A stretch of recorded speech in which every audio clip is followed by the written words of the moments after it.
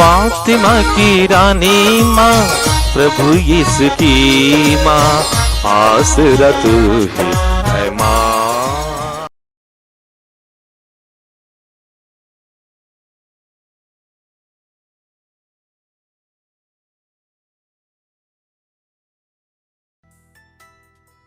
पहला पाठ संत योहन का पहला पत्र, अध्याय 2, पद संख्याएं 3 से 11 तक।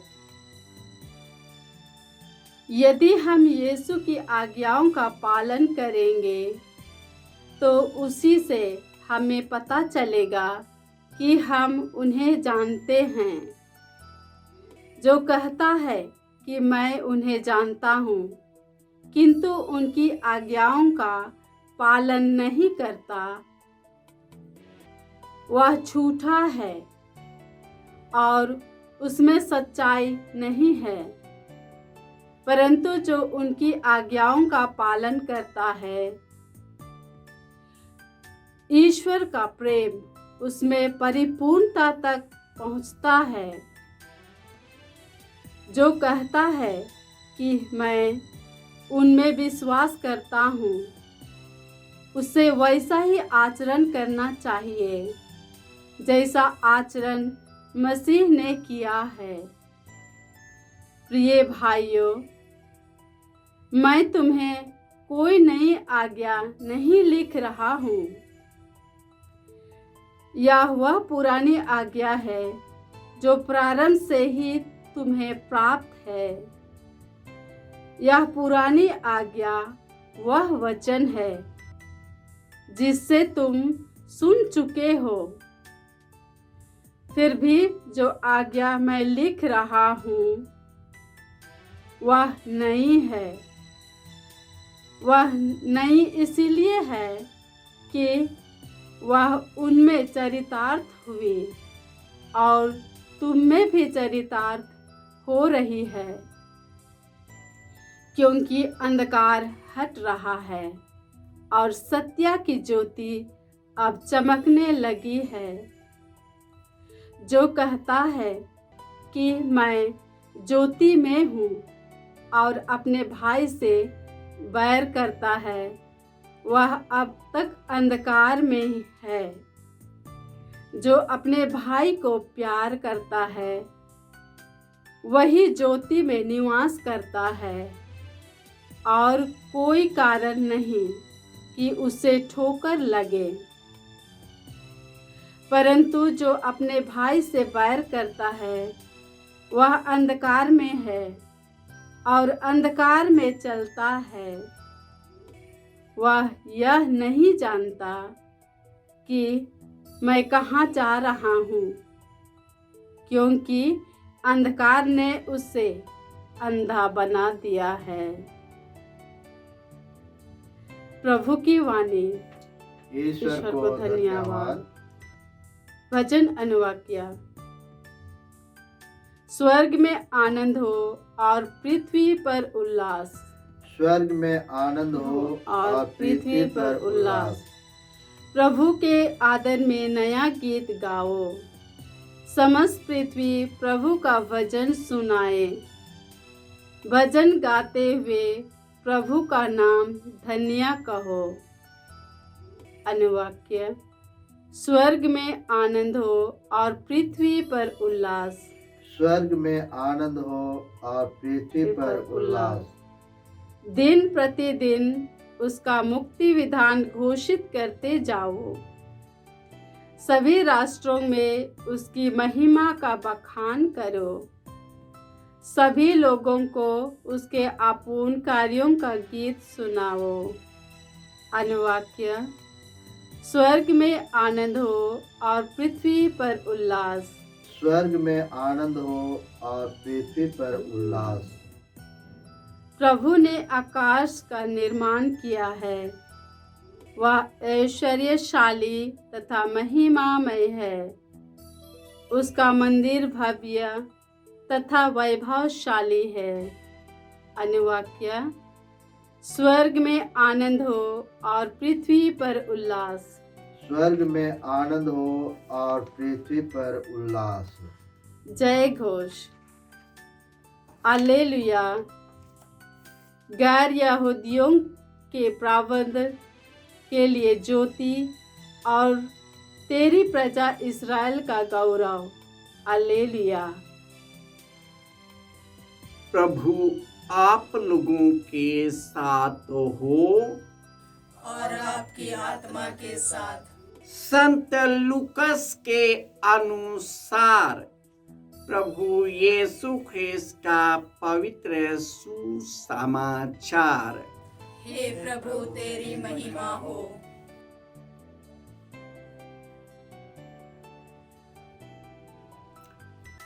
अध्याय 2 पद संख्याएं 22 से 35।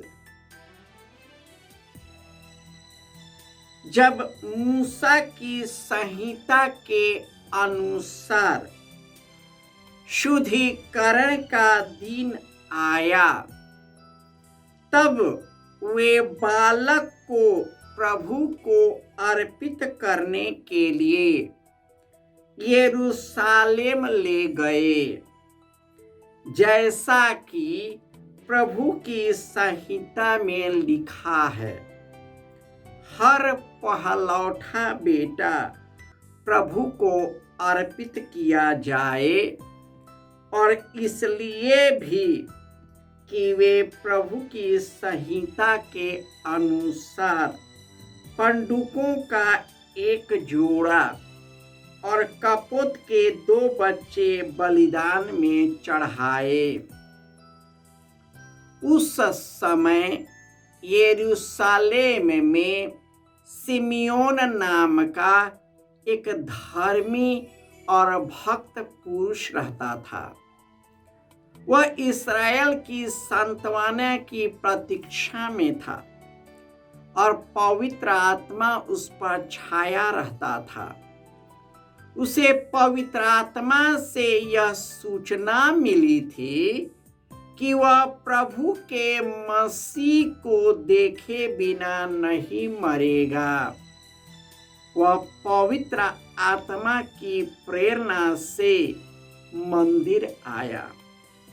माता पिता शिशु यीशु के लिए संहिता की रीतियां पूरी करने जब उसे भीतर लाए, तो सिमियोन ने यीशु को अपनी गोद में ले लिया और ईश्वर की स्तुति करते हुए कहा, हे प्रभु, अब तू अपने वचन के अनुसार अपने दास को शांति के साथ विदा कर, क्योंकि मेरी आंखों ने उस मुक्ति को देखा है जिसे तूने सब राष्ट्रों के लिए प्रस्तुत किया है।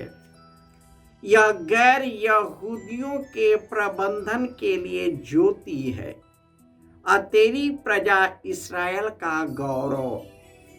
बालक के विषय में ये बातें सुनकर उसके माता पिता अचंभे में पड़ गए।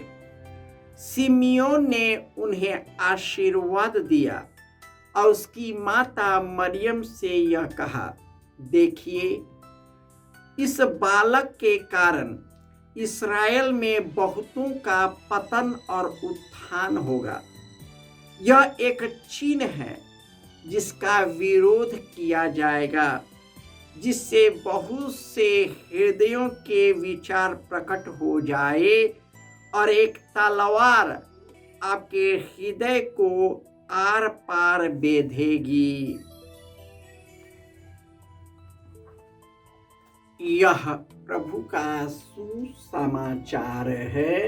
हे क्रिस्त तेरी स्तुति हो।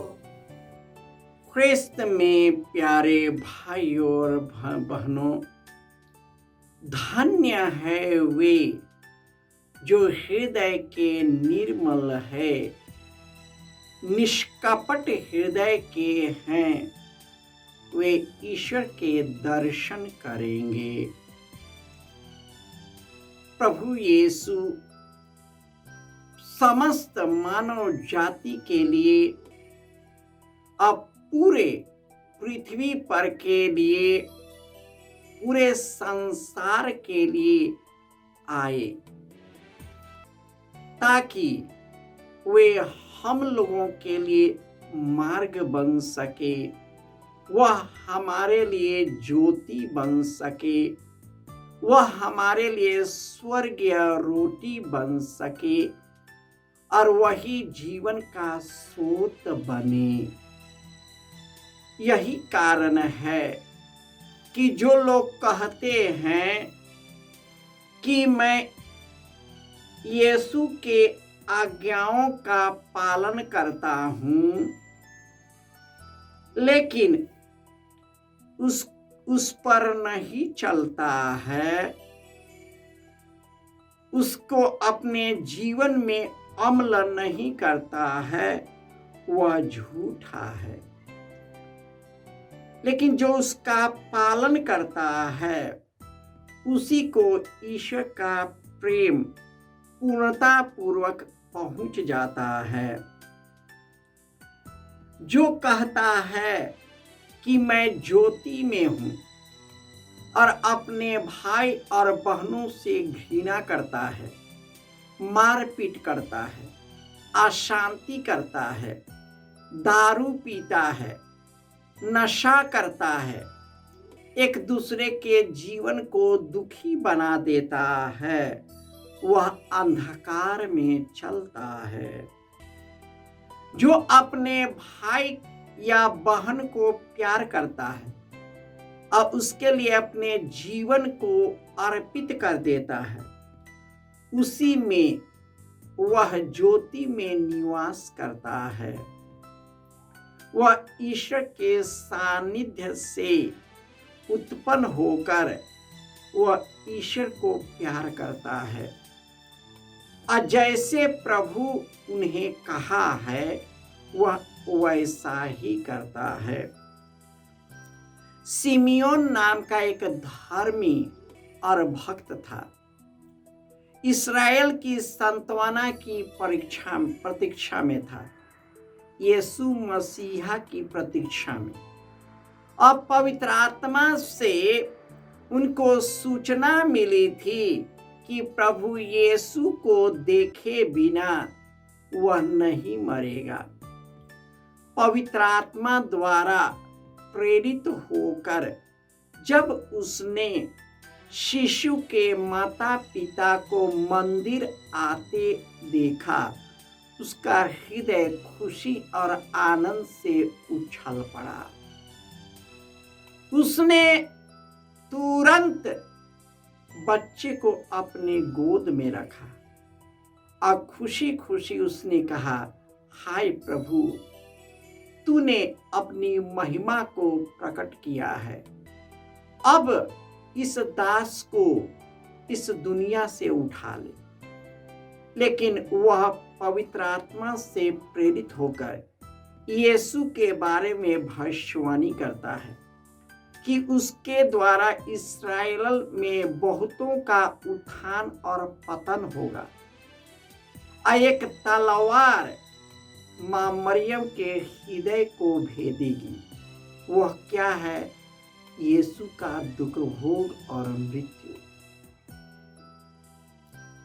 सच्चाई यही है कि उनके अपने लोगों ने, इस्राएल के कई लोगों ने उस पर विश्वास नहीं किया। उन्होंने महान चमत्कार और चिन्हों द्वारा ईश्वर के गहरे प्रेम को इस धरती पर लाया, लेकिन उन लोगों ने उसमें विश्वास नहीं किया क्योंकि वे छल कपट से भरे हुए थे, पाप से भरे हुए थे, दुनियादारी से भरे हुए थे। इसलिए यीशु को देखते हुए भी वे पहचान नहीं पाए।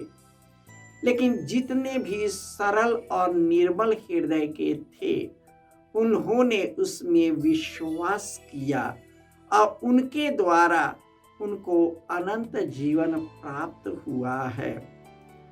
हम भी सिमियोन के जैसे ही यीशु के आगमन की प्रतीक्षा में हैं, और तभी पूरी होती है जब अपने जीवन के द्वारा, अपने कार्यों के द्वारा, अपने व्यवहार के द्वारा उनको अपने जिंदगी में लगाते हैं, अपने भाई बहनों के लिए जीवन अर्पित करते हैं, सेवा और यीशु के सुसमाचार में अपने जीवन को अर्पित करते हैं।